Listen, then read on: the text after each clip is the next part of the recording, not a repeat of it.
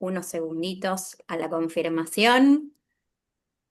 Ya estamos transmitiendo en vivo. Vivi, buenas noches, les damos la bienvenida. Hola, buenas noches, bienvenidos, bienvenidas a este segundo encuentro del ciclo de conferencias de Causa Clínica. Esta noche nos visita Patricio Álvarez Bayón nuevamente, a quien le damos la bienvenida. El título de su exposición de esta noche es La formalización del síntoma. Patricio Álvarez Bayón es miembro de la Escuela de la Orientación Lacaniana, magíster en clínica psicoanalítica en la UNSAM, autor del libro El autismo entre la lengua y la letra, coautor junto a Silvia Tendlars del libro ¿Qué es el autismo?, docente de psicopatología UBA, docente de la maestría UNSAM, docente de posgrado IGDEVA y coordinador del Departamento de Autismo y Psicosis en la Infancia y del Departamento Pequeño Hans. Patricio, buenas noches, te doy la palabra, te escuchamos. Buenas noches. Bueno, muchas gracias, Viviana. Gracias, Adriana, por la invitación. Adriana, Viviana. Gracias, Cecilia, por el soporte que siempre haces.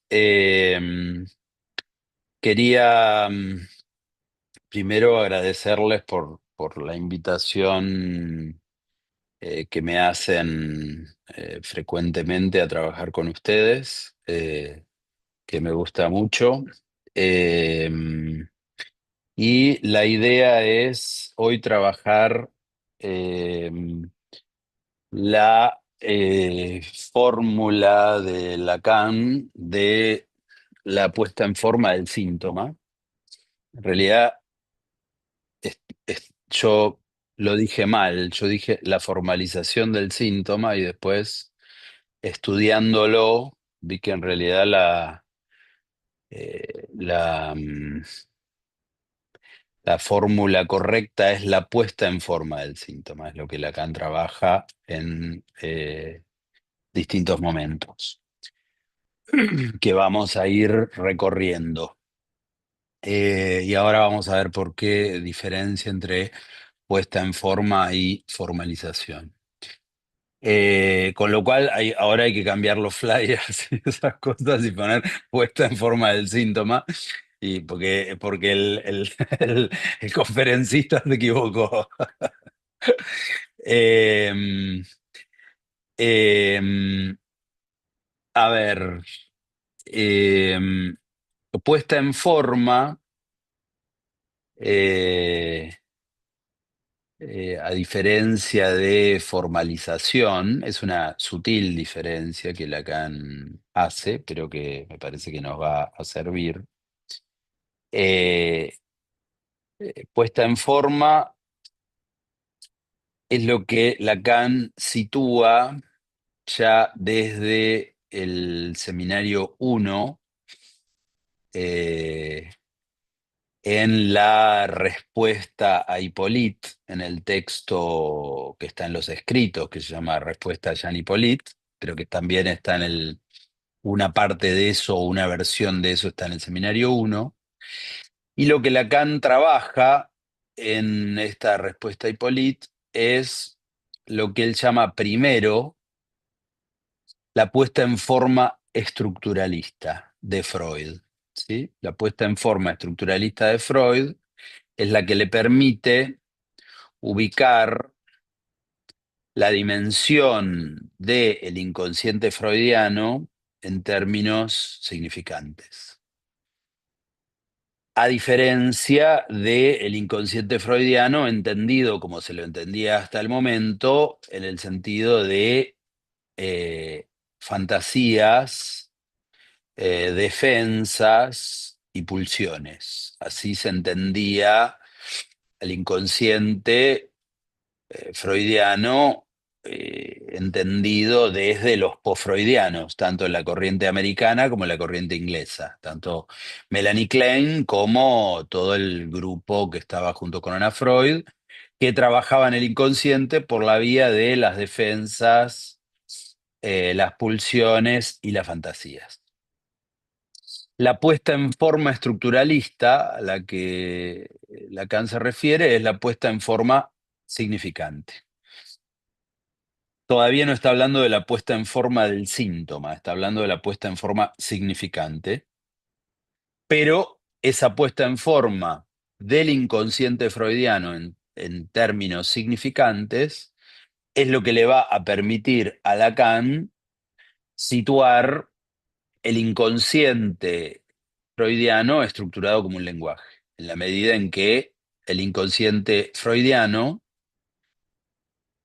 se construye, según Freud, en la interpretación de los sueños, como eh, una, eh, una construcción de las formaciones del inconsciente a partir de las leyes de la condensación y el desplazamiento. La articulación que Lacan hace entre las leyes del inconsciente freudianas y las leyes estructuralistas de construcción del lenguaje a partir de la lingüística, cuyas leyes son fundamentalmente las leyes de la retórica,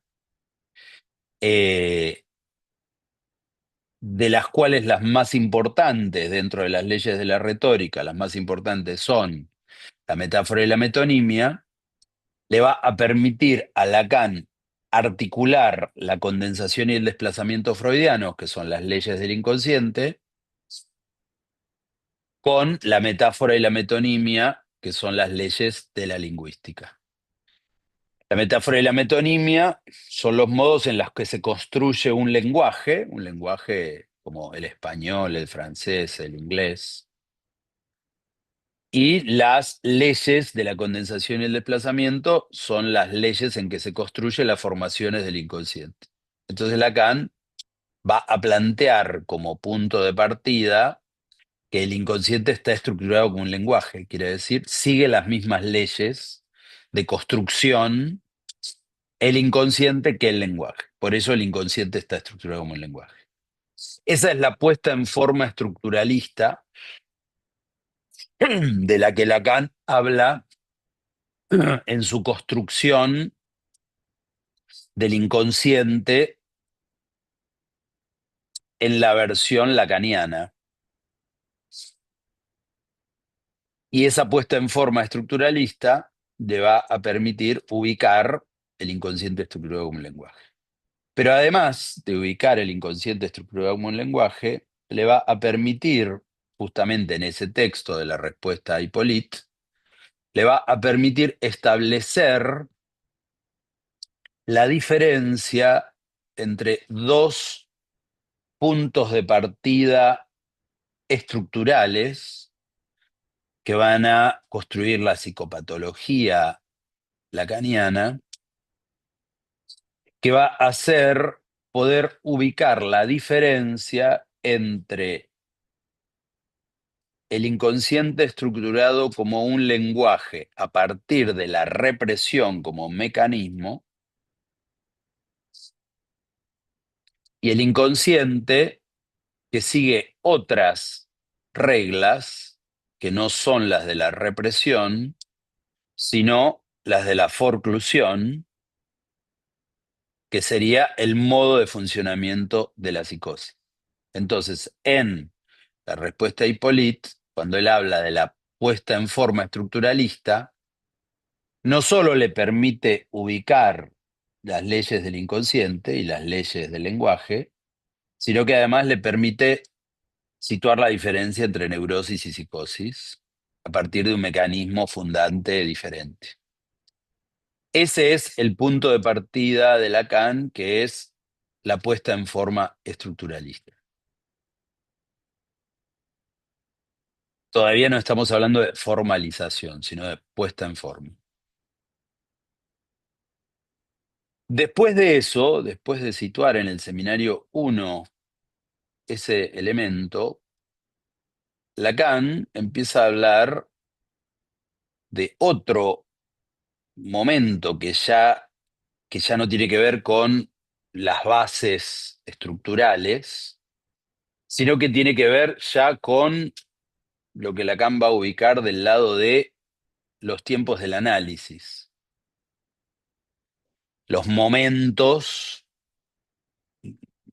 del análisis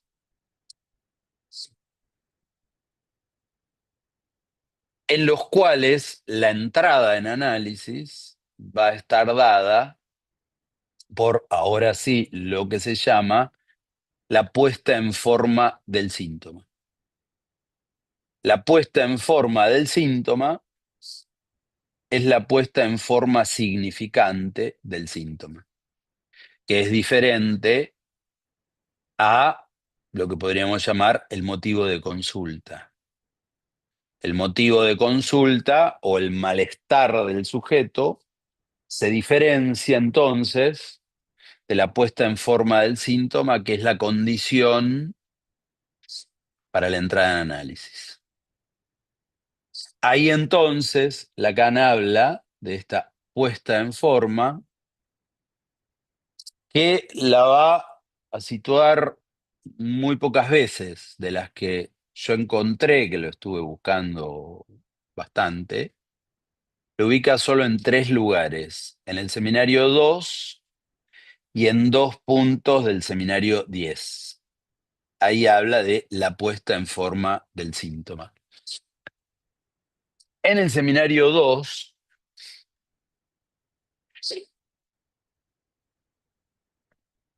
lo va a situar en la página 472, ahí va a hablar de la puesta en forma del síntoma. Y es interesante porque ya en el seminario 2, Lacan va a hablar de los tiempos de un análisis. Y lo que Lacan plantea es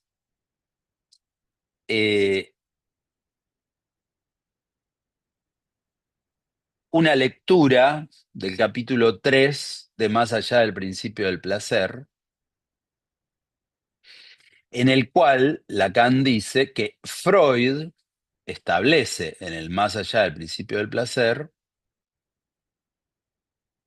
una diferenciación de los tiempos del análisis. O sea que no es solo Lacan el que habla de los tiempos del análisis, sino que esto lo va a tomar de Freud en el Más allá del principio del placer. Por supuesto, va a leer a Freud articulándolo con sus conceptos, ¿no? Pero va a tomar ese capítulo 3 del Más allá del principio del placer. Página 472. Dice: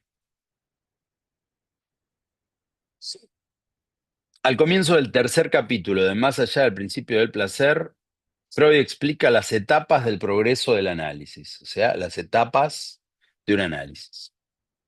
Texto luminoso, cuya copia todos ustedes deberían llevar en el bolsillo para remitirse a él en todo instante, ¿sí? O sea, uno debería andar con el Más allá del principio del placer en un libro chiquitito que lo debería tener en el bolsillo todo el tiempo, ¿no? Desde que sale a la calle hasta que vuelve, todo el tiempo.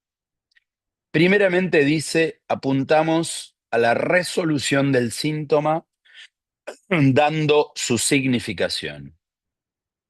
Mediante este proceder se obtuvieron algunas luces, incluso algunos efectos. Un asistente que se llama Bernaert le pregunta, era medio molesto Bernaert porque le empieza a preguntar cada cosa que dice Lacan, le dice, ¿y por qué? ¿Sí? Le pregunta Bernaert. Y entonces Lacan, o sea, todavía no había podido empezar a hablar mucho, solo había dicho que el primer momento se apunta a la resolución del síntoma dando su significación. Si vamos al capítulo 3 de Más allá del principio del placer, Freud no lo dice de esa manera. Freud, les cuento un poco cómo lo plantea Freud. Freud dice: 25 años de psicoanálisis nos han permitido, te los leo como dice Freud, 25 años de trabajo intenso han hecho que las metas inmediatas de la técnica psicoanalítica sean hoy por entero diversas que al empezar. En aquella época, el médico, dedicado al análisis, no podía tener otra aspiración que la de colegir, reconstruir y comunicar en el momento oportuno lo inconsciente oculto para el enfermo. El psicoanálisis era sobre todo un arte de interpretación. Esto es lo que Freud planteaba. Esto de dar al paciente su significación era interpretar el inconsciente. Esto era la primera versión del progreso del análisis. Entonces le pregunta, volvemos a Lacan, al seminario 2. Bernard le pregunta, ¿por qué?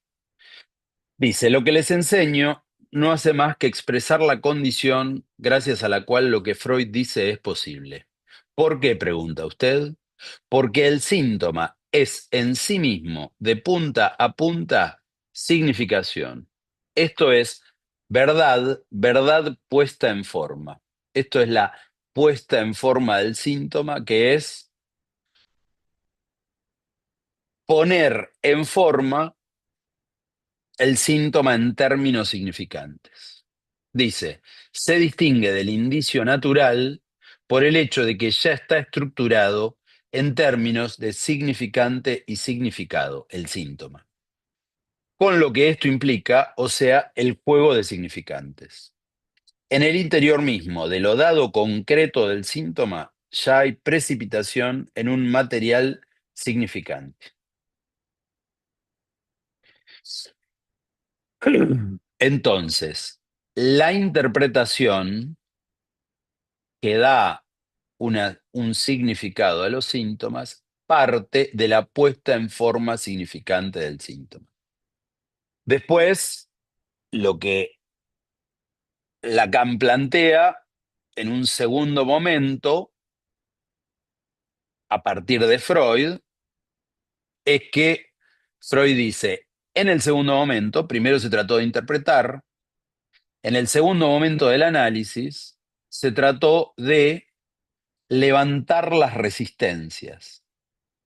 El segundo tiempo del análisis se trató de levantar las resistencias para obtener del paciente una convicción a partir de que aparezcan recuerdos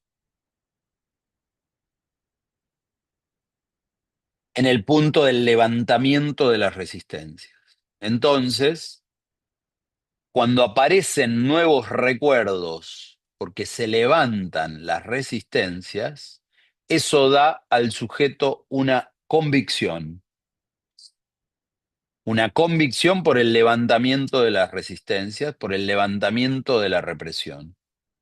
Esa convicción se da en el sentido de la seguridad del paciente de que eso es verdadero. Entonces, primer tiempo, interpretación; segundo tiempo, el levantamiento de las resistencias. Y después dice Freud, en el Más allá del principio del placer, sin embargo, luego del levantamiento de las resistencias y luego de obtener la convicción a partir de la aparición de los nuevos recuerdos, con lo que nos encontramos es con algo que excede a las resistencias, que es la repetición. Entonces, en ese tercer momento del análisis, nos encontramos con el punto de repetición de los síntomas. Entonces,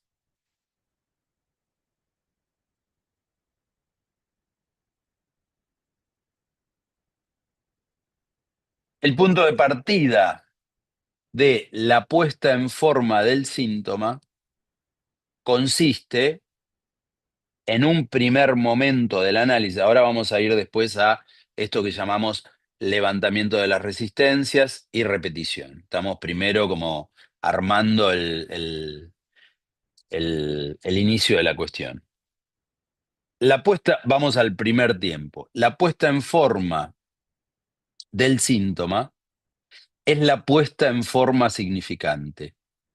Y la puesta en forma significante es la condición para la entrada en análisis.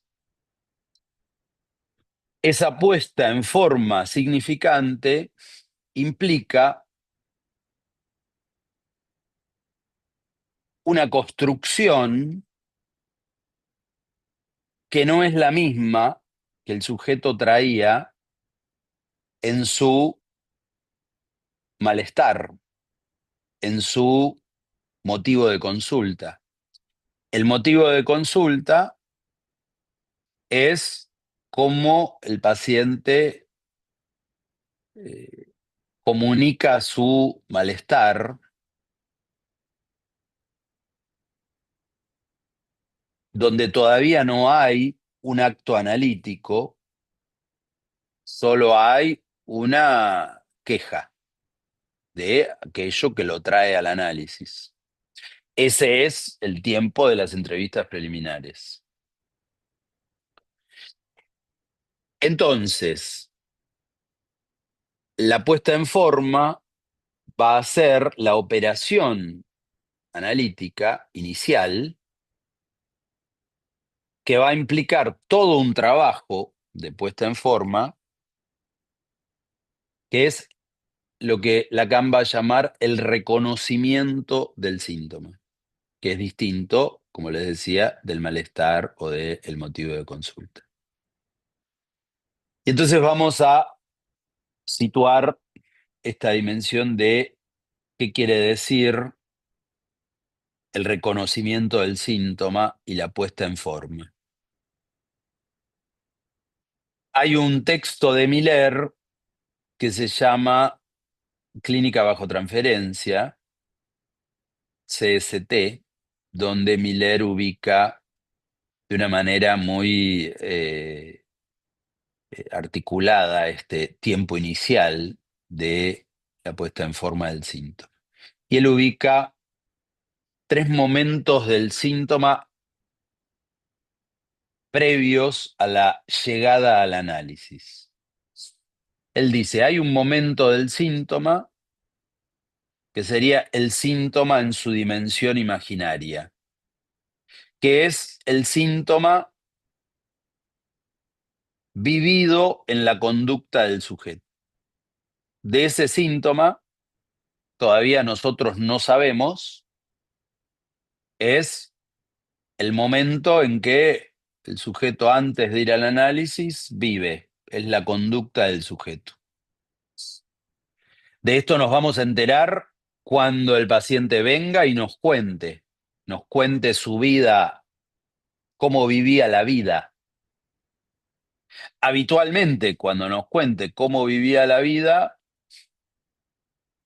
el analista se va a sorprender, porque va a ver que cómo vivía la vida era bastante raro dentro de toda una serie de cosas normales, supuestamente normales. El paciente nos contará cómo ha vivido su vida, sus cuestiones familiares, sus cuestiones, sus problemas, sus cosas, pero es en las entrevistas preliminares lo que empieza a producir del lado del analista ciertas sorpresas. Bueno, eh, sí, yo en realidad salía con 2 hombres a la vez, tenía 2 novios y me costaba porque tenía que ir con uno y tenía que ir con otro, pero bueno, me las arreglaba para estar con los dos. Una histeria que cuenta eso, un obsesivo que cuenta cómo siempre se guió por las palabras de su padre y siempre hizo lo que su padre le enseñó. Eh, un, un sujeto que habla de cómo vivió la vida siempre con miedo, con temor a la muerte, con temor a las enfermedades. Todo eso lo vamos a escuchar en el relato previo de cómo el sujeto vivía, convivía con sus síntomas sin saber que lo eran. Y en ese punto, Miller lo llama el síntoma imaginario, es decir, la convivencia con el síntoma. Ese síntoma imaginario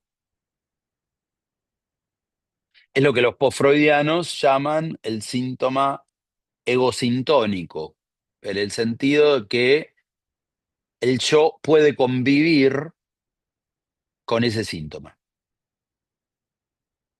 Después Miller ubica que para que el sujeto acuda al análisis,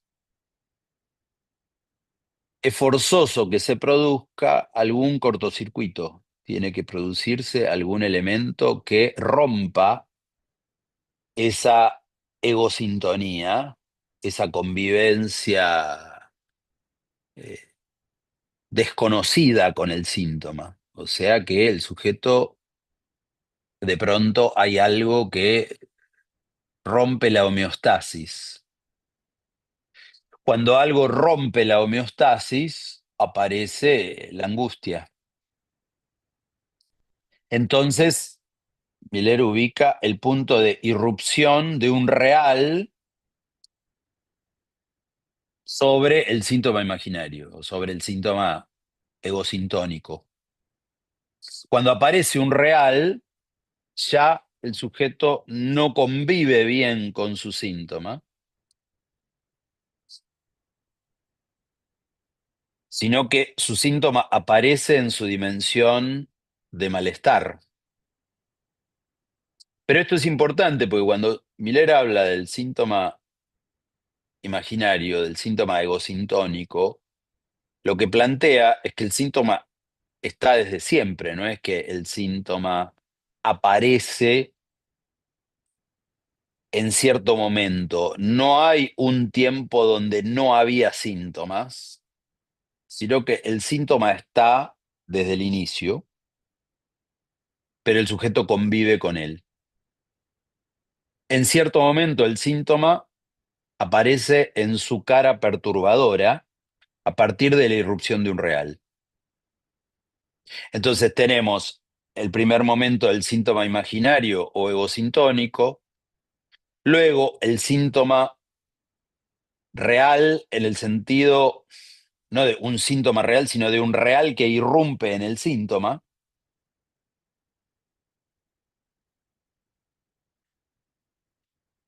Y el tercer momento sería el momento del síntoma simbólico, que es el momento de la puesta en forma del síntoma. Ese momento de la puesta en forma del síntoma es el punto donde un sujeto va a un analista a contar su síntoma. Miller da un ejemplo que es un momento donde él estaba muy enojado con una persona a la cual le había dado para traducir los seminarios de Lacan, y de pronto se crea todo un problema. No nos vamos a poner a contar cuestiones, intimidades, digamos, pero Miller se enoja mucho con una persona con la cual se crea todo un problema legal, y entonces él va, cuenta, a un abogado a poner en forma judicialmente, porque no había manera de salir de ese punto, a poner en forma el problema que él tenía. Y cuando él le empieza a contar al abogado, el abogado empieza a traducir en términos legales lo que él estaba contando. Es como cuando uno va a la policía y hace una denuncia, y el policía empieza a escribir en términos policiales esa denuncia. Es un poco más lindo el ejemplo de Miller, porque los términos policiales son un poco feos, ¿no? Es mejor los términos legales.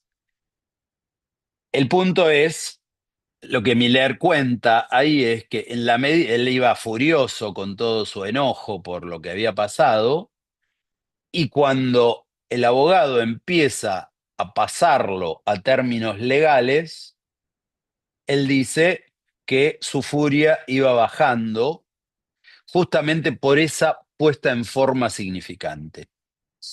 La puesta en forma significante es esa traducción que se produce a otro idioma, a un idioma que no es el idioma en el que él contaba su furia. Él contaba su furia, de pronto el abogado lo traduce en otro idioma, que es un idioma legal, y ahí mismo la furia se va transformando porque se produce una puesta en forma significante. Se traduce a otro idioma, que es el idioma analítico, el malestar que el sujeto trae en su pedido, en su motivo de consulta. Ese motivo de consulta es el punto de partida, que es el sufrimiento de esa irrupción de lo real que produjo que el síntoma con el cual él convivía se vuelva egodistónico. Egodistónico quiere decir ya el yo no puede convivir bien con ese síntoma, sino que el síntoma se vuelve sufrimiento. Ahora bien, ese síntoma que se vuelve sufrimiento no es todavía el síntoma analítico. Para que se vuelva un síntoma analítico, se tiene que producir esa traducción a otro idioma, que es el idioma del inconsciente. O sea, el trabajo del analista es poner en juego, no como hace el abogado, traducirlo al lenguaje del abogado, que sería el lenguaje legal.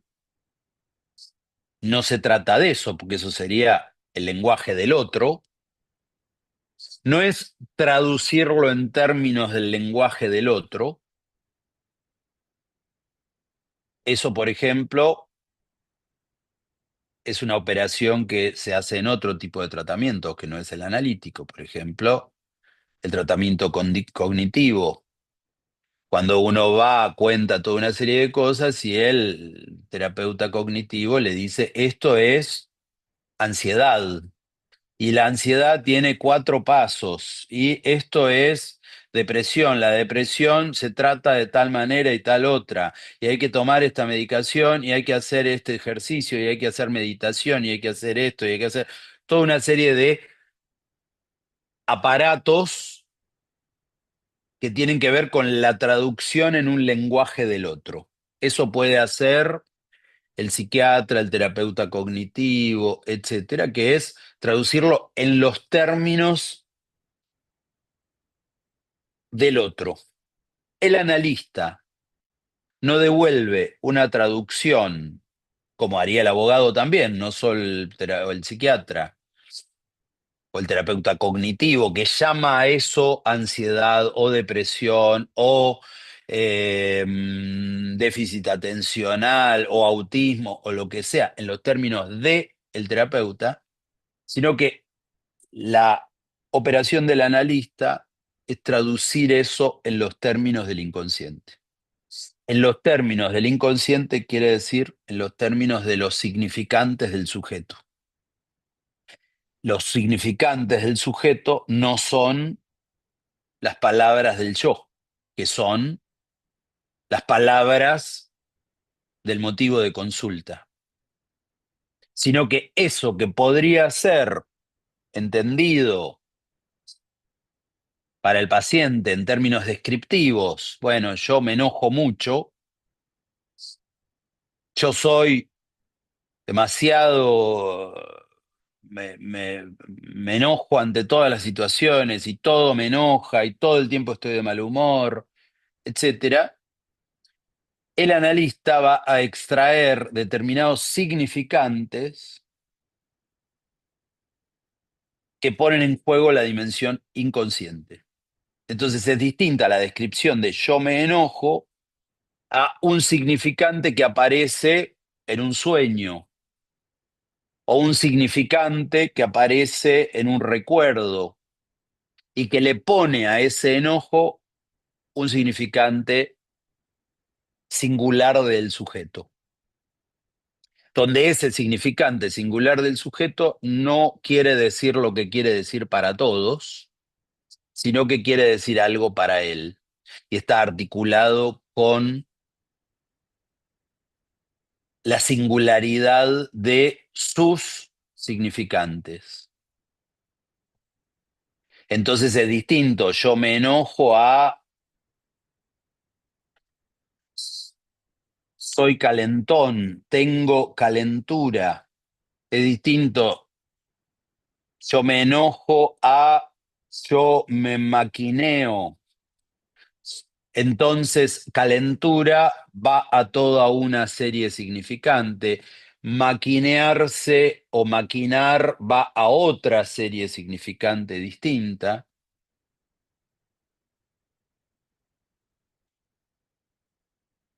Me vuelvo loco va a otra serie significante distinta. Todos estarían dentro de lo que podríamos decir la descripción del enojo, pero son series significantes distintas, la de la máquina, la de lo caliente o lo frío, la de la locura. Series significantes, todas apuntan en la significación a enojo, pero cada una de ellas tiene significantes particulares, singulares más bien, que hacen referencia a formaciones del inconsciente que van a poner en forma significante el motivo de consulta. Entonces, tenemos hasta acá tres momentos: el síntoma imaginario, la aparición de o el síntoma egosintónico, la aparición de un real, que vuelve al síntoma egodistónico, y el tercer momento, que es la puesta en forma significante del síntoma. Esa puesta en forma significante del síntoma implica que el síntoma se transforma en significantes del inconsciente.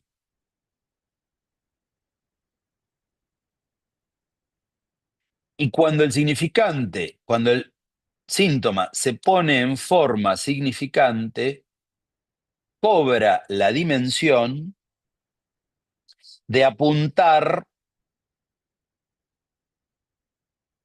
a situar que si hay un significante o algunos significantes que son singulares y que no pertenecen solamente a la descripción, son significantes que marcan la dimensión de un sujeto y que apuntan al reconocimiento del otro.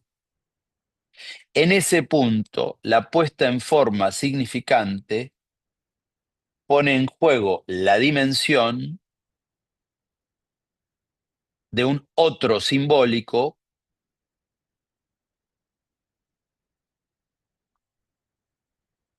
al cual están dirigidos esos significantes.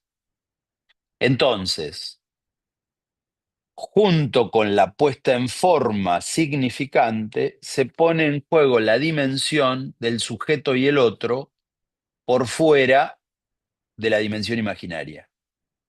Por fuera de la dimensión del yo y el semejante, aparece en esa puesta en forma significante la dimensión del sujeto y el otro.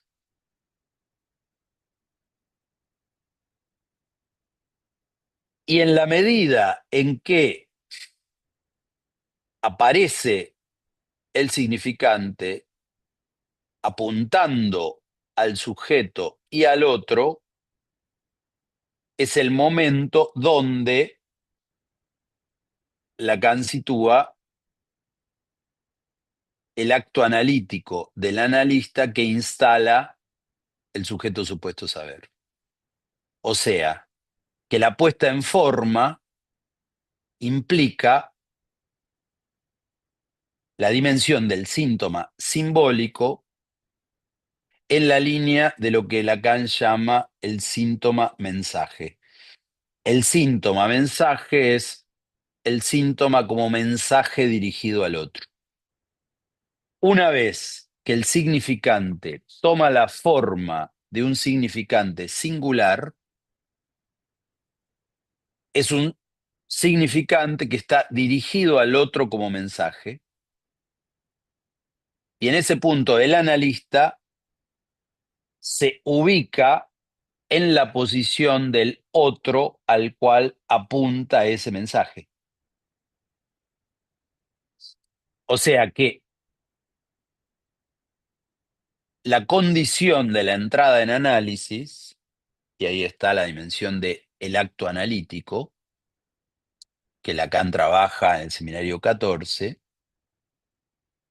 es que para la entrada, la condición de la entrada, es que el sujeto admita, consienta a salir del síntoma egosintónico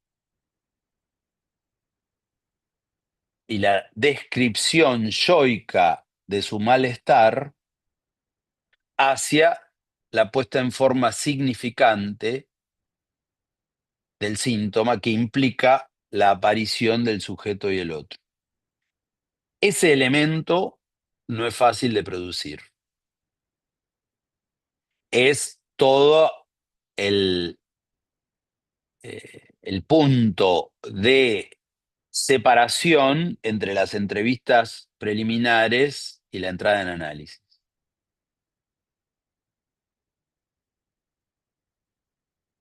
Hay dos formulaciones diferentes de Lacan para esa entrada en la neurosis, según que se trate de la histeria o según que se trate de la neurosis obsesiva. Lacan ubica dos modalidades de la entrada, dos modalidades de la puesta en forma del síntoma, según que se trate de la histeria o de la neurosis obsesiva, diferentes.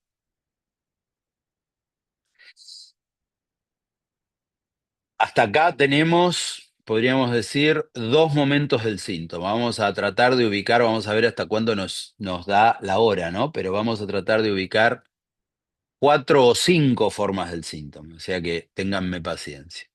La segunda forma del síntoma, que sería la puesta en forma del síntoma y la entrada en análisis, va a ser producida según la condición de la entrada diferente en la histeria que en la neurosis obsesiva.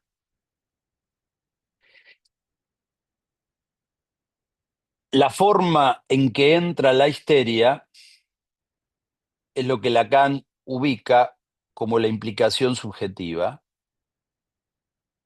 La implicación subjetiva que consiste para la histeria en diferenciarse del otro. La histeria en su entrada, en su malestar, siempre trae, plantea Lacan, un discurso en relación al otro. Ese discurso en relación al otro se ubica en la dimensión en que el sujeto histérico se sostiene siempre en el deseo del otro. Esto lo ubica Lacan en el seminario 5. Dice, lo que sostiene a la histeria es el otro, y más profundamente lo que sostiene a la histeria es el deseo del otro. O sea que la histeria siempre en la entrada nos va a hablar del otro. Quiere decir de todas sus determinaciones, y vamos a escuchar en la histeria todo el tiempo un discurso sobre sus otros. La madre, el padre, el novio, la novia, lo que fuera. La implicación subjetiva, que Lacan trabaja en el texto Intervención sobre la transferencia, es poder ubicar la posición del sujeto frente a ese otro. La famosa entrada en análisis de Dora de ¿usted qué tiene que ver con todo esto? Ese ¿usted qué tiene que ver con todo esto? Es algo que un analista podría decir todas las veces, en cada sesión podría decir usted qué tiene que ver con todo esto, pero el punto es si hay un consentimiento del sujeto a eso. El consentimiento del sujeto no siempre es fácil obtener en la histeria, implica ubicar, como dice Dora en el comienzo, sí, yo fui cómplice. Primero es toda la queja sobre su padre y el señor K y la señora K, y después, sí, yo fui cómplice. ¿Usted qué tiene que ver con todo esto? Y yo fui cómplice. Ese yo fui cómplice permite ubicar la implicación del sujeto. Esto es el modo en que se pone en juego la puesta en forma del síntoma histérico, el hecho de que haya una implicación. O sea, que el sujeto pueda diferenciarse de las determinaciones del otro. Distinta es la entrada en análisis del obsesivo. En el obsesivo no se trata del sujeto y el otro, sino que se trata del yo y la realidad. El obsesivo no nos va a venir a contar, como hace la histeria, que rápidamente en las entrevistas preliminares nos enteramos del nombre de la madre, del padre, del novio, de la abuela, de la tía abuela, de la hermana de la tía abuela, de la madre del novio, del padre del novio, de la suegra, de los consuegros, de todo su árbol genealógico. Nos vamos a enterar rápidamente porque habla solo de eso. En el obsesivo lo que vamos a escuchar es de una descripción de la realidad tal como es, donde no nos va a hablar de la suegra, el suegro, la madre, la abuela, etcétera, sino de condiciones de realidad, descripción de la realidad tal como es, porque el obsesivo no habla del deseo del otro. La histeria no va a hablar no solo del novio, sino de que el novio está muy pegado a a su madre y de que el padre está separado de la madre, pero que el padre en realidad al novio no le da bola, y bueno, y toda la telenovela del deseo del otro. ¿Por qué el novio es así? Y porque está muy pegado a su madre, y porque su padre no le da bola, y ahí nos vamos a toda la cuestión del otro. El obsesivo no nos va a hablar de el novio, la novia y de sus suegros y el deseo de sus suegros y esto y lo otro, nos va a hablar de la realidad como es una descripción de cómo en su trabajo no dan aumento a ninguno de los empleados y no dan aumento a él y no le pueden dar un aumento a él porque si no le dan un aumento a ninguno de los empleados, a él tampoco le van a dar un aumento, pero que hay inflación y que en la inflación sin aumento, entonces su sueldo se va achicando y que entonces a él le cuesta pagar el alquiler, y etcétera, etcétera. Entonces uno escucha simplemente una especie de información que no tiene ninguna posibilidad de modificación, porque uno no puede entrar en el índice de inflación, ni puede entrar en el sistema de aumentos de todos los empleados, ni nada de eso, simplemente nos va a contar una realidad. Y el discurso del obsesivo está entre el yo y la realidad. Entonces, la indicación de Lacan en relación a la entrada en análisis del obsesivo es que hay que hacerle reconocer al obsesivo su síntoma. La puesta en forma del lado del análisis del obsesivo es que en ese discurso sobre la realidad aparece la dimensión sintomática puesta en juego en la realidad. El sujeto no percibe que, por ejemplo, en ese lugar donde no aumentan, él está trabajando ya desde hace 10 años sin aumento y no se va y no busca otro trabajo en otro lugar y no intenta pedirle un aumento al jefe ni nada de eso.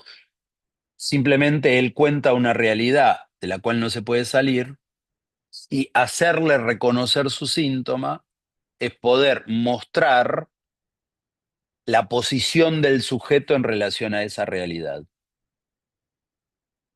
Entonces, en la histeria se trata de la posición del sujeto frente al otro y al deseo del otro. En la neurosis obsesiva se trata de la posición del sujeto frente a la realidad.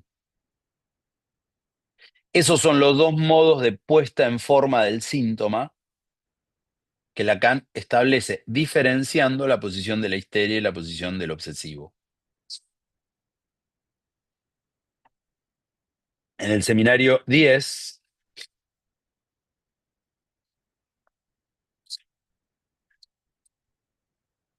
lo plantea para la neurosis obsesiva, dice: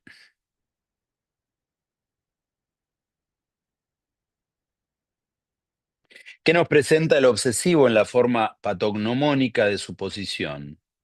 Es la obsesión, la compulsión, hace esto o lo otro, verifica que la puerta está cerrada, nos cuenta una realidad. Aquí merece ser puesto de relieve el dato de nuestra experiencia, que constituye quizás el paso más esencial de nuestro progreso en lo relativo a la neurosis obsesiva. Lo que Freud reconoció es que el proceder analítico no parte del enunciado del síntoma, tal como acabo de describírselo, o sea, de acuerdo con la descripción de su forma clásica, sino del reconocimiento de que eso funciona así. De que eso funciona así quiere decir la dimensión de que el síntoma funciona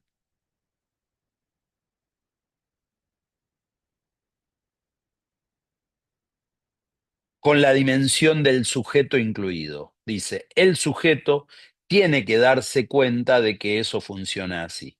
O sea, no alcanza con la descripción yoica de la realidad, sino que el sujeto tiene que darse cuenta de que eso funciona de un modo donde el sujeto del inconsciente está en juego. Este reconocimiento no es un efecto separado del funcionamiento de este síntoma. El síntoma solo queda constituido cuando el sujeto se percata de él. Justamente porque hasta el momento el sujeto no se percataba de que era un síntoma, sino que lo situaba como la descripción de la realidad. Entonces, la puesta en forma del síntoma toma estas dos formas, la forma histérica y la forma obsesiva, y entonces podemos sintetizar ese segundo momento, que es el momento de la entrada en análisis, como una puesta en forma que pone en juego varios elementos. Primero, los significantes singulares que nombran el síntoma como tal, como lo que le decía, maquinearse, calentarse, etcétera, una forma singular que tenga que ver con un punto del inconsciente del sujeto, que pone en juego la dimensión del sujeto y del otro a nivel del inconsciente. Y tercer punto, que se diferencia en su forma histérica u obsesiva. Esas son las tres condiciones que deben darse para la puesta en forma del síntoma. Y la cuarta es la dimensión del síntoma como mensaje dirigido al otro. Ese mensaje dirigido al otro es el que pone en juego la dimensión transferencial que el analista encarna. O sea, el mensaje dirigido al otro va dirigido al analista. El analista se ubica como el que recibe ese mensaje. Y ahí entramos en una tercera forma del síntoma, que ya no es solo la puesta en forma, sino que es el síntoma como mensaje en la dimensión de la cadena significante, donde el síntoma como mensaje dirigido al otro multiplica todas las dimensiones del otro. Ese es el punto que Lacan en el seminario 14 ubica como el yo pienso. El primer tiempo del síntoma egosintónico o el síntoma imaginario es lo que Lacan llama en el seminario 14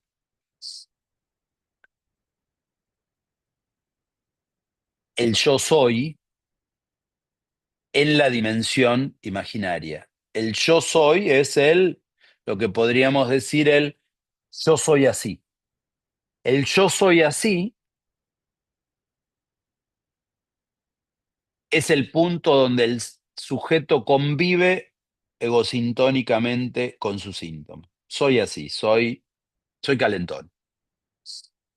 O soy medio eh, triste. O soy un capo. O soy linda. O soy fea. O lo que sea. Ese punto es el punto de convivir egosintónicamente con el síntoma, la dimensión inicial del yo soy.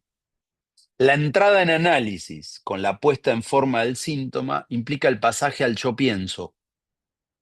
Lo que Lacan plantea en el seminario 14 es que en el yo pienso, todas las formulaciones de un sujeto van a pasar por la maquinaria del inconsciente, la maquinaria del significante, y todas se van a transformar en una liviandad del significante. Se pierde la realidad imaginaria y se pasa a la dimensión del yo pienso, en la cual todo lo que el sujeto plantea, incluido su malestar, incluido su sufrimiento, cobra la liviandad del significante.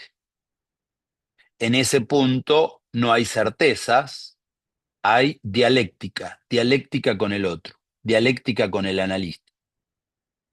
El sujeto debe entrar en la puesta en forma del síntoma en todas las vertientes del síntoma como mensaje dirigido al otro, y ahí se produce la multiplicación del otro en términos de todas las cadenas significantes.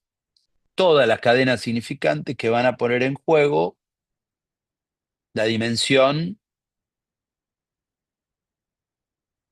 de todas las determinaciones significantes del otro, y ahí tenemos todo el pasaje por el Edipo, todo el pasaje por todos los relatos de la infancia, el pasaje por todas las formas de relación al otro, que constituyen el largo tiempo, los largos años del desarrollo de un análisis. El síntoma como mensaje tiene que ser referido al otro, y entonces en el punto del sufrimiento sintomático se va a desplegar todas las dimensiones de la relación al otro. Tenemos ahí entonces el tercer tiempo del síntoma, que a partir de la puesta en forma del síntoma va a ubicar el despliegue de la cadena significante del síntoma.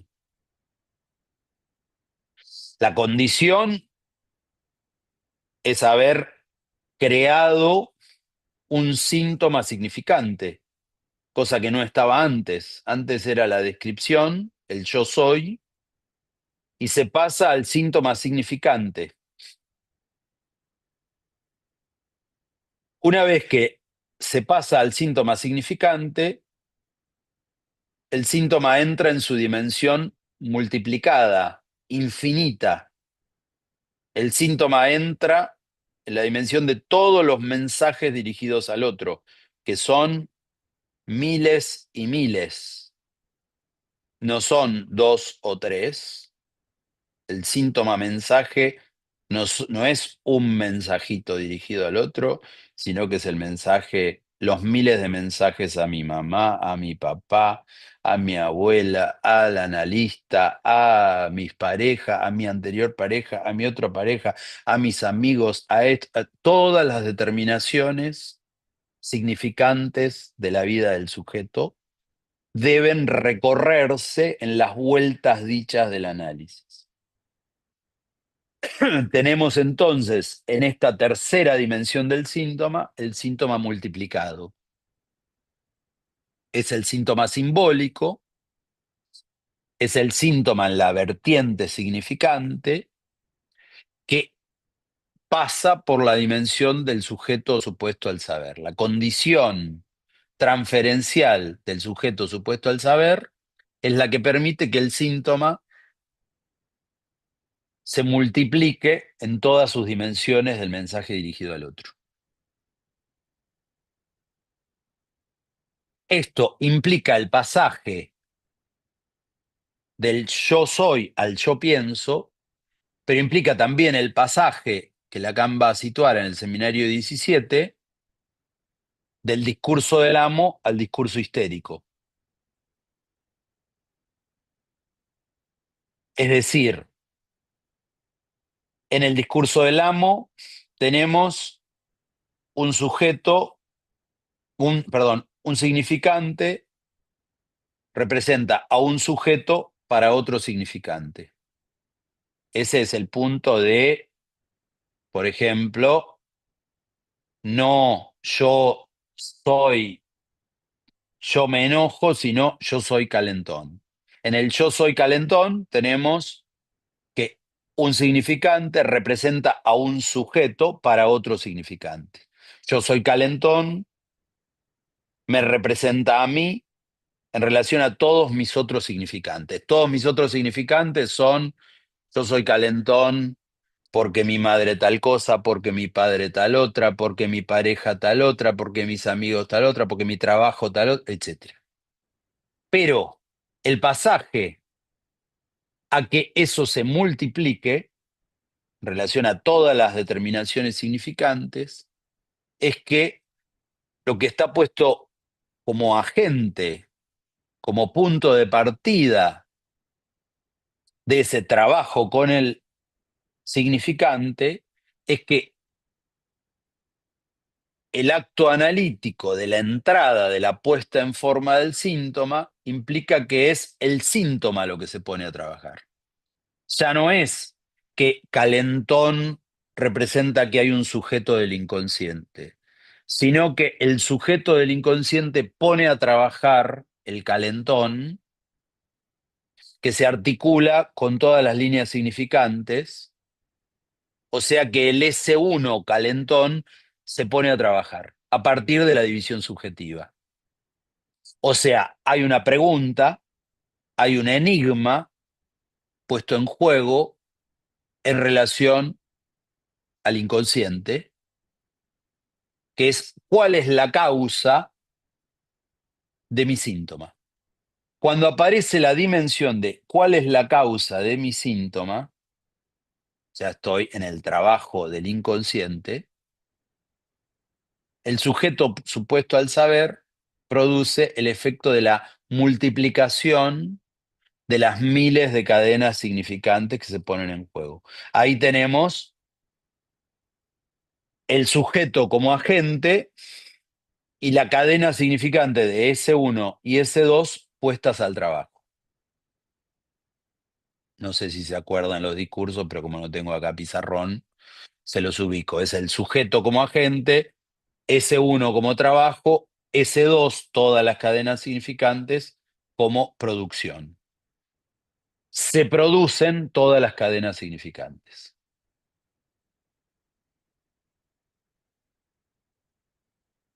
Tenemos entonces ahí el tercer momento del síntoma.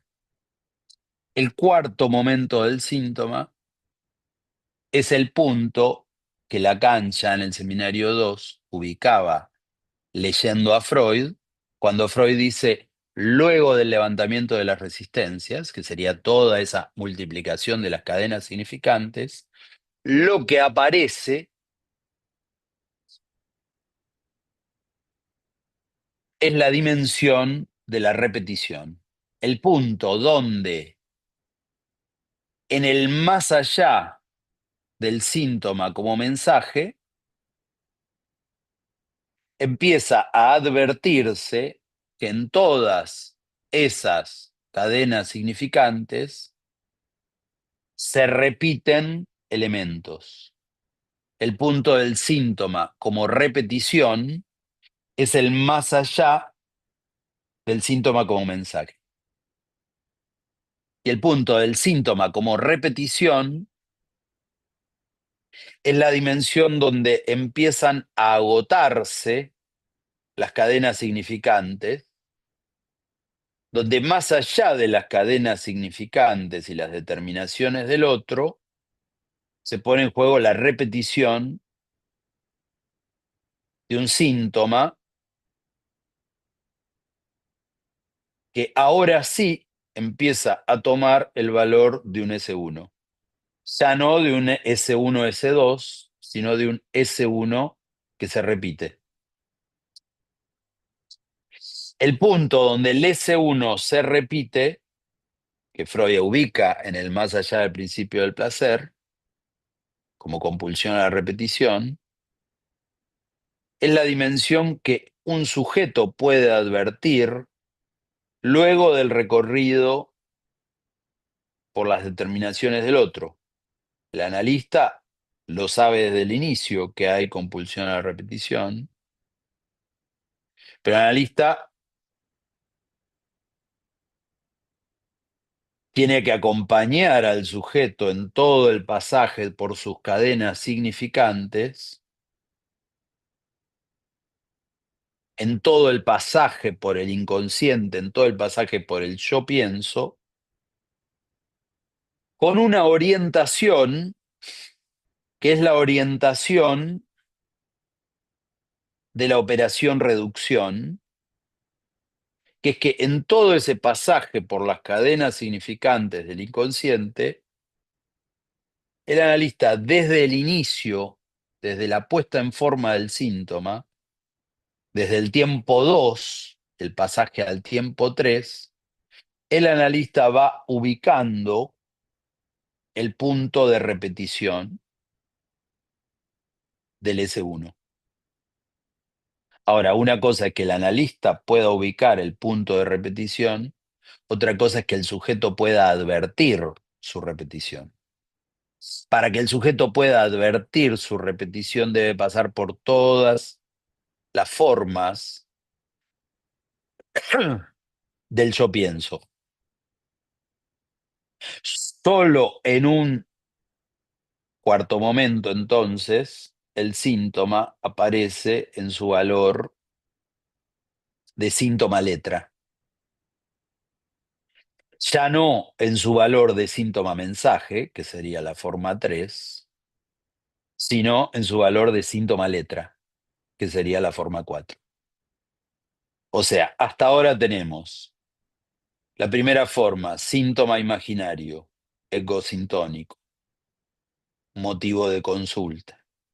Segundo momento, la puesta en forma del síntoma, que es el síntoma simbólico, con sus formas histérica, obsesiva, diferenciadas.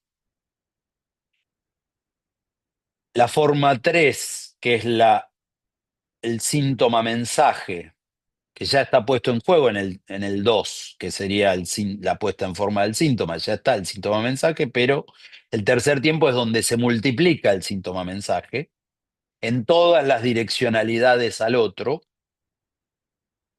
Y la forma 4 es el punto donde en el más allá de todas las formas del síntoma mensaje se pone en juego la dimensión repetitiva, donde el sujeto llega a la confrontación con la dimensión repetitiva, que el analista viene ubicando desde el inicio. El analista ubica el punto de repetición desde el inicio, pero el sujeto adviene a cierto momento donde percibe que más allá de todas las cadenas significantes y todos los mensajes dirigidos al otro, el síntoma se repite como ese uno. Ese es el punto del síntoma letra, y ese es el punto donde Lacan ubica el retorno de la dimensión del yo soy, pero la dimensión del yo soy ya no en su forma imaginaria, sino en su forma real, que ya desde el estadio del espejo había llamado el tú eres eso. El tú eres eso, con todo el juego en francés entre el eso y el ello, freudiano, el ça, tu es ça, es tú eres eso, pero en francés tiene un juego de palabras entre el eso y el ello. Pone en juego la dimensión del real del síntoma como letra, del síntoma como repetición del S1. Ese es el proceso que Miller llama la operación reducción, de ir dirigiéndose desde el inicio del análisis al tú eres eso, pero habrá que pasar por toda una vuelta de las vueltas dichas del sujeto para derribar al eso. Si el analista pudiera ir rápidamente al tú eres eso, probablemente el análisis no podría desarrollarse como pasaje por el inconsciente.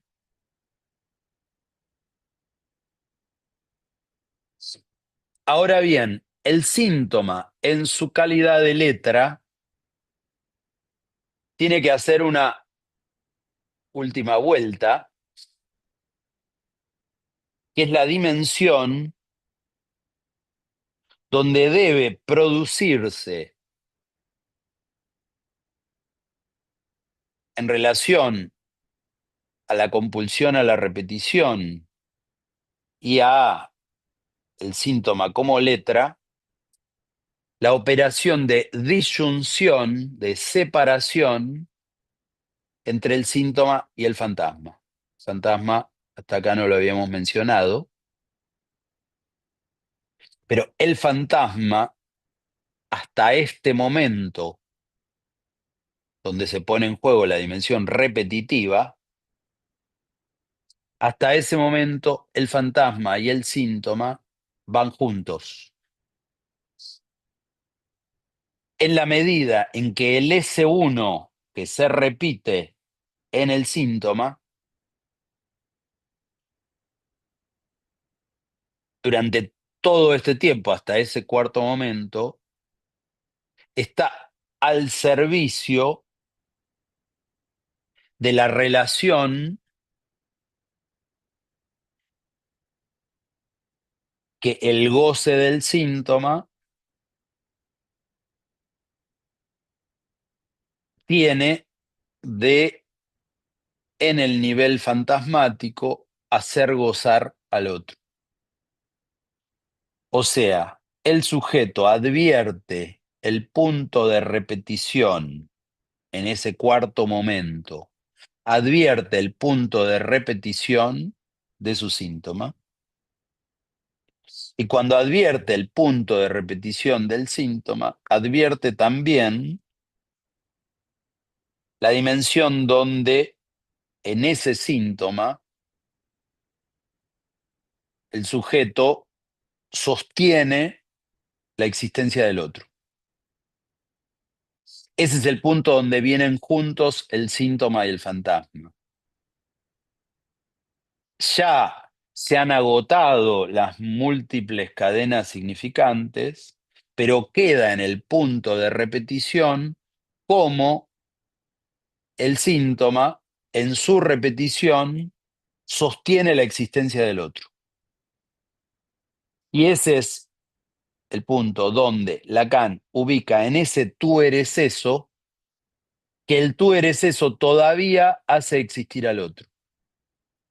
Y será necesario el punto de desarticulación entre el goce del síntoma y el sostener la existencia del otro.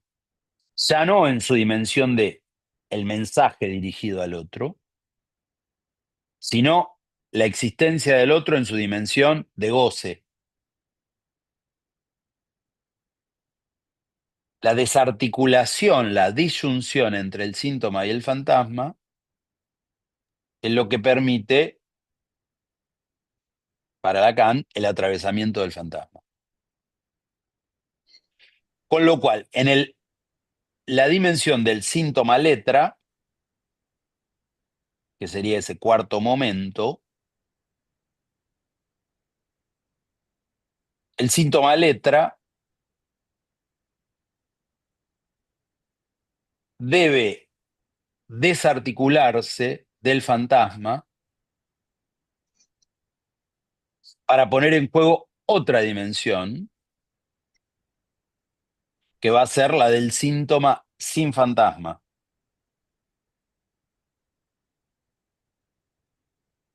O sea, no alcanza con la compulsión a la repetición. La compulsión a la repetición debe separarse de la dimensión donde hace existir al otro. ¿Dónde se ubica eso? En la construcción del fantasma, donde ese punto de repetición sostiene al otro. El ejemplo más claro es pegan a un niño. Lo que se repite es gozo de ser pegado, gozo masoquísticamente. Entonces el sujeto, una vez agotados en el tiempo 3 todas sus cadenas significantes, donde se encuentra maltratado por la madre, por el padre, por los amigos, por la novia, por esto, encuentra el punto de, repito, ese ser maltratado por el otro, pero todavía no puede separar la dimensión de que hay un otro que goza de maltratarlo. El Patricio, pegan a un... te Sí, hago, perdón. sí, te hago acá una pequeña pregunta para ver si podemos ir redondeando y abrir 2 minutitos de Perfecto. preguntas del público. Esta disyunción que vos planteas del síntoma y del fantasma sería lo que nos orienta hacia el final del análisis. Ajá. Es decir, que el síntoma tendría en este cuarto momento o en este modo del más allá de la compulsión de repetición una, digamos, un estatuto de una nueva solución. Ujú. Sería así. Ok. Bueno, si te parece, estamos ya sobre la hora, podríamos dar Bien. lugar a alguna pregunta. Gracias. Si alguien quiere hacer alguna pregunta, puede o habilitar el micrófono o levantar la mano.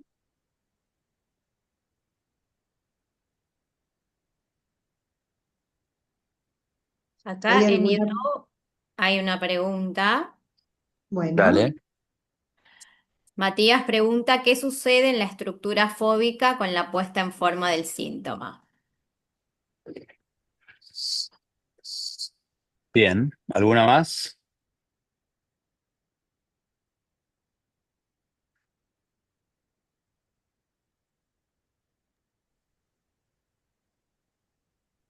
Por ahora esa, por lo menos en En el la chat. fobia, en la puesta en forma del síntoma, Lacan ubica a la fobia como una placa giratoria, no la ubica como un tipo clínico diferenciado o como una estructura fóbica, sino que la ubica como un momento fóbico, pero el momento fóbico puede aislarse también en la puesta en forma como un punto donde el miedo, por ejemplo en el análisis con niños, se ubica como puesta en forma significante. Entonces, la puesta en forma significante de todo el análisis con Hans que hace Freud es justamente situar la dimensión de un caballo que muerde, que es distinto de la fobia a los caballos. La fobia a los caballos podría ubicarse como la dimensión descriptiva. ¿A qué le tenés miedo? A los caballos. Pero poder aislar todo el trabajo que hace primero el padre de Hans en sus cartas a Freud, y después Freud va extrayendo hasta la entrevista que tiene con Hans, la única entrevista que tiene con Hans. Lo que Freud extrae de la puesta en forma significante es que no se trata de un caballo, sino que se trata de un caballo que muerde. Y en ese caballo que muerde pone en juego que en ese miedo hay la forma de una amenaza de castración. El caballo que muerde es justamente una metáfora de la castración.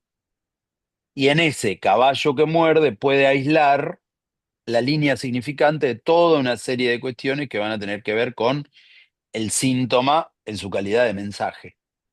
En su calidad de mensaje dirigido al padre, dirigido a la madre de la que no se puede separar, al padre que no produce la operación de castración.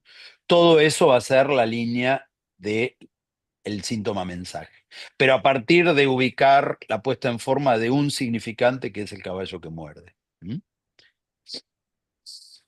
Sí. Bueno, hay una pregunta en el chat que dice en la quinta formulación, ¿qué deviene el síntoma en relación al tú eres eso? En la quinta formulación, que sería una vez que se diferencian el síntoma y el fantasma, lo que deviene del síntoma es un goce desarticulado del otro, un goce que no sostiene al otro y que es lo que Lacan llama el síntoma. Por supuesto, Ok, no vamos a tener tiempo de trabajarlo, pero el síntoma implicaría la dimensión de un síntoma que ya no sostiene al otro, sino que es un goce que no sostiene al otro, con el cual el sujeto tiene que arreglárselas. Pueden leer el seminario Sutilezas de Miller para trabajar ese sí. punto. Sí, aparece, me parece que es interesante en el momento cuando vos situás el síntoma como repetición, cuando comienza esa dimensión repetitiva de la compulsión de repetición, vos decís, ahí ya están agotados los significantes, es decir, que ese sintón del final no está Exactamente. ahí, ese sintón del final no está hecho de significantes, sino que está hecho de satisfacciones sublimadas, digamos, Así es. sublimatorias. A partir de esa dimensión del síntoma letra, o sea, primero es necesario la Claro, reducción a un S1 que ubica, localiza un modo de goce, y a partir de ese modo de goce que se va a poder desarticular de un goce que se sostenía en el fantasma. Pero igualmente el bien, sujeto se la tiene que arreglar con ese goce, que sigue siendo el propio modo de goce. ¿Mm? sí. Ya no lo sostiene al otro, Bueno, pero igualmente ya no es mi goce de ser pegado sostiene al otro que goza pegando. Ya el otro que goza pegando se fue, pero igualmente tengo el goce de ser pegado. ¿Qué hago con eso? Digamos. bien. Bueno, muchísimas Acá gracias. dicen, Hay mensajes, sí, perdón. acá dicen la puesta en forma en la psicosis. Es una pregunta interesante, Ah, no la vi porque esa, la, está en YouTube. sí, no sé, a Ah, ver. ok. No, acá, ¿no? Sí, sí, en el chat del Zoom. En el chat del Zoom. Ah, La ok. puesta en forma en la psicosis es interesante porque justamente pone en juego una dimensión muy diferente al del trabajo con la neurosis, y que es la que le permite a Lacan el trabajo de esas últimas formulaciones del análisis, porque la puesta en forma consiste en que en la psicosis el analista no puede dar lugar al síntoma mensaje, porque si da lugar al síntoma mensaje, contribuye a el desencadenamiento o contribuye a la multiplicación del delirio. Entonces el analista en la psicosis, de entrada, está forzado a reducir, a no dejar desplegar el delirio, sino a ubicarse en una localización del S1. O sea que todo ese trabajo, toda esa vuelta que hay que dar en la neurosis, en la psicosis, el analista de entrada está forzado a ir a la reducción. Entonces, justamente eso va a ser un poco el modelo de la última forma que lleva al síntoma una vez que se desarticula del otro. Por eso, la puesta en forma del síntoma es una puesta en forma completamente distinta, que es la operación de reducción de entrada, Bien, sin el pasaje por toda la multiplicación. Bueno, muy bien. bien. Bueno, muchísimas gracias. Hay mensajes de agradecimiento. Te agradecemos mucho la claridad de siempre y bueno, te esperamos el año que viene. Muy El bien. año que viene o este año, vamos a ver, vamos a ver. Veremos cuando nos vemos. Muchas, muchas gracias. No sé, Bueno, ya ahí me están haciendo enigma, pero bueno, veremos. Nos vemos en algún momento. En algún Suerte. Gracias, momento. Patricio. Gracias.